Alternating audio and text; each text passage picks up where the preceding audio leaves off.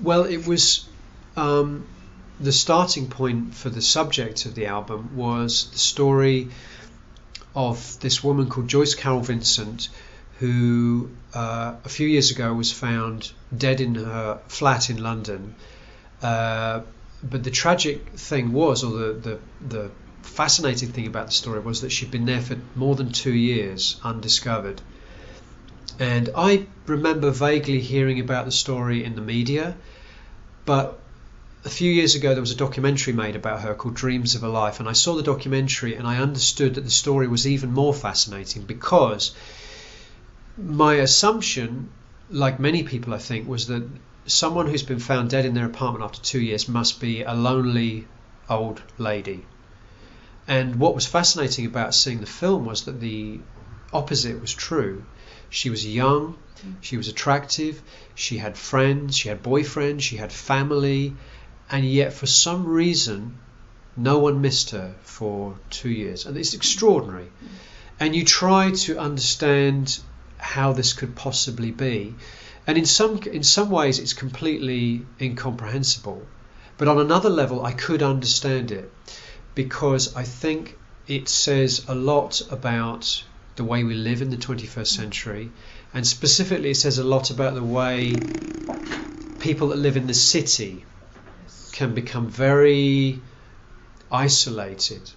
I mean, at the same time you're surrounded by other people. I mean, you literally have people living that far away from you on the other side of the wall, but at the same time you can become completely isolated. Specifically, it's something very particular about the city, I think. The bigger the city, the more the sense of isolation. And I did relate it very much to my own experience, because I lived in London for nearly 20 years. I don't anymore, but I lived in London for nearly 20 years. And I didn't know the names of my next door neighbours. I didn't know what they did. I didn't know who they were. I didn't know anything about them. As soon as I moved out of the city a few years ago, within a week I knew all my neighbours. I knew the name of my postman. I knew the people that worked at the grocery store. And so I think it's something very particular about the metropolis and living surrounded by thousands of other people, and how that almost engenders a sense of aloneness, isolation, paranoia, confusion.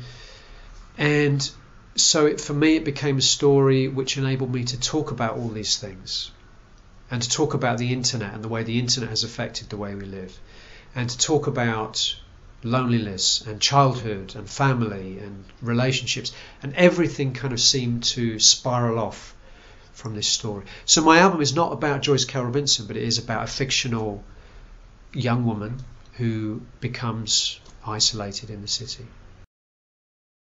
I think, like anyone, like any artist, or like anyone, I have a particular perspective. Now that in itself is political in a way, isn't it? The moment you express an opinion about the way we live, you are being political. Now, the interesting thing about this record is I'm using a fictional female character as almost like a conduit for my ideas. But of course, even in creating a fictional character, I'm having to invest in that character a lot of myself. And a lot of the things that the character thinks and does, and a lot of the experiences that the character's had, are mine. Even though it's a female character, a lot of the childhood imagery, and an adult imagery for that matter, is of course it's mine. It has to be, because you want people to believe in this character, then you have to give it flesh and you have to make it real, and the best way to make it seem real is to use your own experience. So in that sense, it is a point of view, it is an opinion, and some people will disagree with that opinion, and I mean, the thing I think that's most political with a small p about the album is probably my feelings about the internet, because a lot of people think differently to me about the internet, and I know that. I think the internet is a wonderful thing on one hand, but I also think it's a very dangerous thing and a very isolating thing. And I think, for example, social networking for me is a very antisocial thing. Not everyone agrees with me, even within the music industry you will find people in a similar position to me who use Twitter every day and tell their fans everything they do. I'm in the grocery store, I'm having breakfast, I'm brushing my teeth. I really don't like that. I really don't like that. So for me, I kind of shy away from. I mean, listen, I use the internet to get information out to my fans. Of course I do. It's wonderful. No. But I don't believe in this taking away the mystery. And there are some people who think that's very pretentious of me, and that there should be no division between the artist and the fan now. I don't believe that, because I think part of the magic of being a fan of an artist or a filmmaker or a musician is there is a sense of enigma, and you almost buy into that pact that I don't want to know too much about, because if I do, it somehow spoils it, And I feel that, some artists I love, I still have incredible awe of, and I would be shaking if I met them, If I met Kate Bush, I'd be shaking. I know I would, because I don't know anything about Kate Bush, and I don't want to know too much about her personal life. And that, for me, enhances the music. But there are a lot of people that don't agree with. I mean, I've moved away from your question somewhat, but that in itself is a strong philosophy, whether you call it political or not, but it's a strong philosophy that a lot of people don't agree with. And my character obviously gives me an opportunity to talk about some of those things, particularly through the internet song.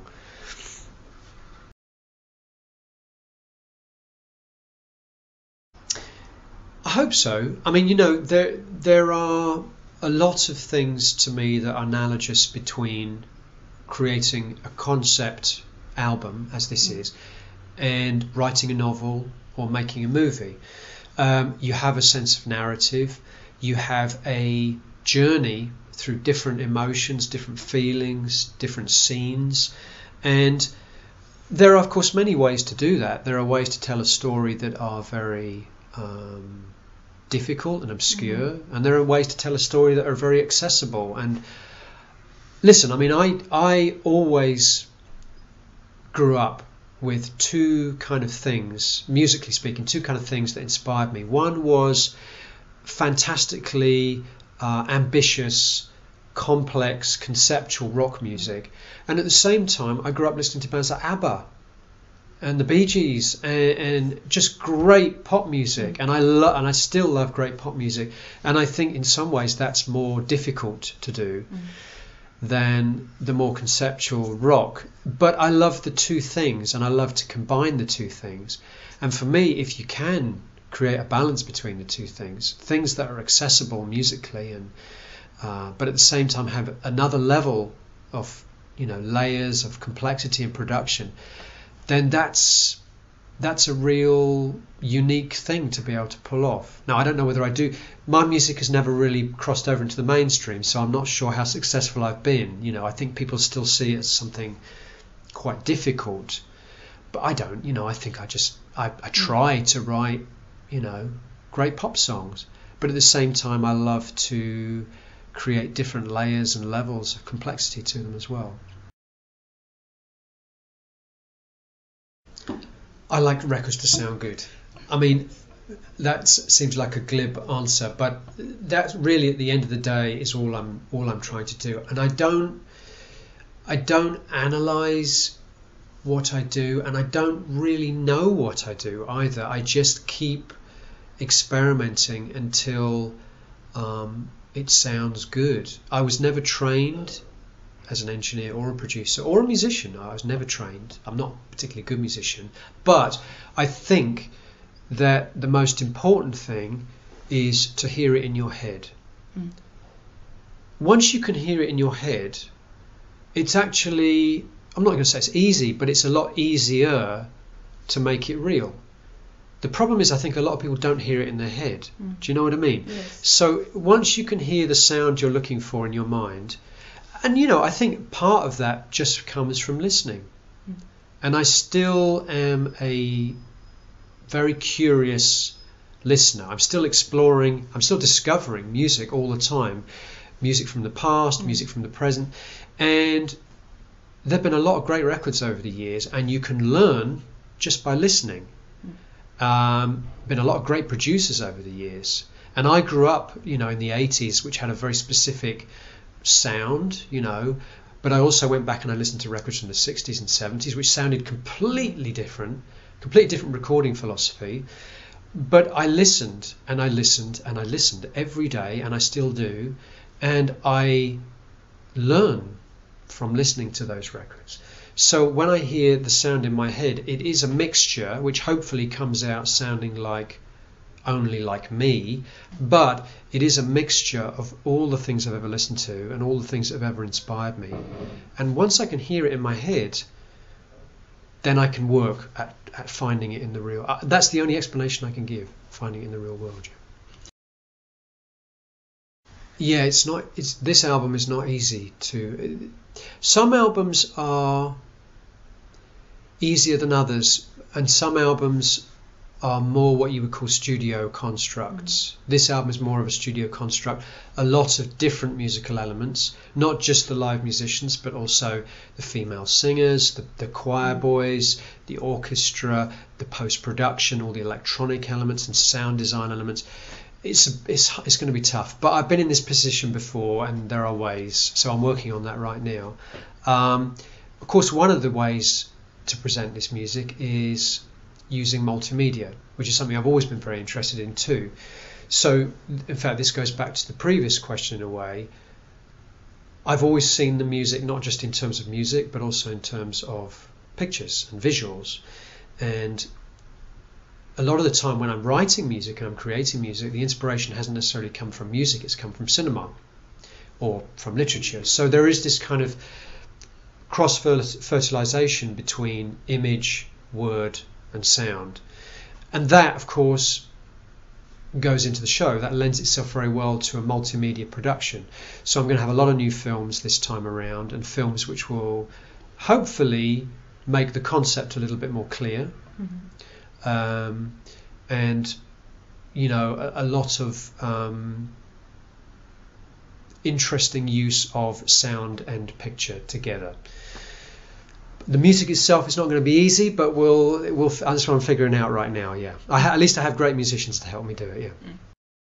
Okay. The thing is, I cannot really tell you one thing or the other, because all of those things you've just mentioned can be a starting point. I can have a title, I can have a whole complete lyric, I can have a piano melody, I can have a guitar chord, I can have a drum rhythm, I can have a texture. Any of those things can be a starting point. And things kind of develop, like I'll have a little bit of lyrics and I'll write music, but now I need a bit more lyric. Oh, there we are. Oh, but now I need to work on the music a bit more. So they're kind of developing side by side. And, and of course, having a good basic concept to start with helps. And this time around I knew what the basic subject was going to be, and straight away you've got the subject. In a way, you've already got an idea what the music is going to be, because this is an album that's very much set in the 21st century. It's a very urban kind of setting, so there's going to be more use of almost industrial or electronic sounds. Now, compare it to my previous album, which was much more of a classical sounding record. It sounded very classic, almost old-fashioned, because the concept was this idea of this old-fashioned book of ghost stories. Here you've got a story that's about a young woman living in the 21st century in the heart of the metropolis. So straight away, musically, okay, it's got to be completely different. So all of these things are kind of pushing each other towards the same ultimate goal. Not really. I've always been, partly because I started as a solo. I started on my own. The first albums I ever made as Porcupine Tree were just me in my parents' house, in my bedroom, making music on my own. So right from the beginning I developed this way of writing, which is I couldn't just write the piano part or the guitar part. I had to write everything. I had to have an idea. This is the guitar part and this is the vocal line, but this is what the drums are going to do, and this is what the bass is going to do, and this is what the keyboards are going to do, and right from the beginning, I always, when I write a piece of music, I always have to create the whole arrangement. So the bands I've been in, they used to hate me because I would sort of come and I would present them, this is the new album, guys, and this is what you're going to do, and this is what you're going to do, and they would hate me for it because there was nothing left for them to do. And I mean, of course, there was, they would find ways to exert their own musical personality, and otherwise there'd be no point, but I'm such a control freak that I have this very firm idea about what everyone should be doing.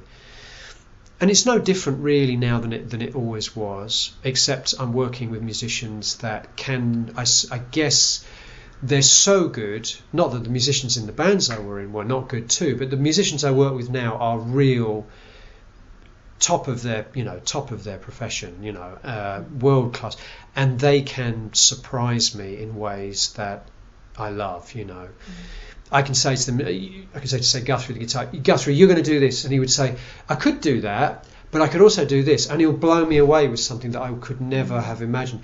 So I'm still very open to being surprised, but at the same time I am a control freak, and I do have a very firm idea about what everyone should be doing all the time. I'd love to. I've never been asked. I would love to. Never been asked. It's the one thing. If I had a list of dreams when I was a teenager, things I wanted to fulfill, I've probably fulfilled most of them.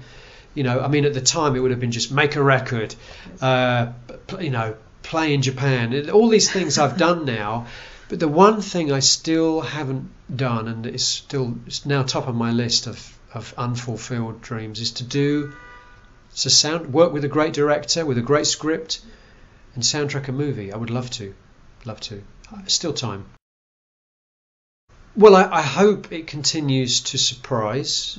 The thing for me is it's important to be quite selfish I believe if you're truly an artist, again, it sounds kind of pompous to say it, but I believe if you're truly an artist, you are by definition incredibly selfish about the way you create your art. I don't believe Picasso painted paintings to please other people. You know what I mean? I don't believe Frank Zappa wrote music to please other people, and these are people I consider to be role models, So I think something about being an artist is inherently selfish, and one of the things for me about being a musician is not wanting to repeat myself. So this album is already very different to the last album, which was very different to the previous album. So for me, there is always a sense of challenging yourself in order to move forward or to move sideways. I'm not saying this album is better than the last album, but at least it's different. And so there is a sense of evolution for me, and always creating a new challenge. So for me this time the challenge would be to write from a female perspective, to create a character which is a female. Is a challenge for me. But then other musical challenges, like to work with a solo boy chorister and a group of choir boys. Again, it's a musical element I've never used before, and it's not something you hear a lot in rock music. A choir boy, you don't hear that in rock and roll. So those kind of things are always new horizons, new challenges for me, and the subject matter was a different subject to explore. So it's always important for me to have these challenges, and it's always important for me to feel like, okay, I've never done that before, I've never done this before, I've never done that. And as long as I can do that, then I think I still feel inspired to write and make music. Of course, and the opposite too. There are albums that I'm not very proud of at all, and I wish I could erase from history. But that's part of being a musician, but being an artist with a big back catalogue. I mean, listen, I don't go back and listen to any of these records. Once they're finished, I never want to hear them again. Which is not to say that I'm not proud of them. It's just I can't hear them anymore. I mean, I've spent the last 18 months writing, arranging, recording, mixing, mastering. Now I'm going to go and play the music on tour, which is a different thing. But I don't need to hear this record ever again. But in my memory, there are certain albums that stand out as important ones for me. A Porcupine Tree album called Stupid Dream. In Absentia, Fear of a Blank Planet. Those 3 albums I think I'm really proud of, and all of my solo records I feel very proud of, because they're all very different, and there's nothing on them that I'm ashamed of. And you know, sometimes that's all you can say, is there's nothing on that record that I'm embarrassed about. And there's lots of records where I'm embarrassed about. You know, it might only be 1 or 2 songs, but oh God, I really wish those records for me, I'm really proud of every moment of them. Yeah. I mean, you know, every day, it was every day, but every week I have an idea about what my next record is going to be like, and it can be anything from an electronic album to an acoustic singer-songwriter album to an orchestral album. I don't know yet. It will something will take over as the leader, you know, and when I sit down I'll say, okay, this album is going to be there's always many things, you know, there are hints of things on this record, for example, that I could imagine using as the basis for a whole record. For example, working with the choir, you know. Yes. Wouldn't it be great to work? There's a fantastic Björk album, I don't know if you know Björk. There's an album called Vespertine, where she works with an Icelandic choir and electronics. Also, that was a wonderful mixture, you know, the modern and the ancient together, and her voice. And I'm thinking, well, it'd be interesting to make a record with electronics, but also use choir and, you know, orchestral elements. So there's always something new, you know, to do.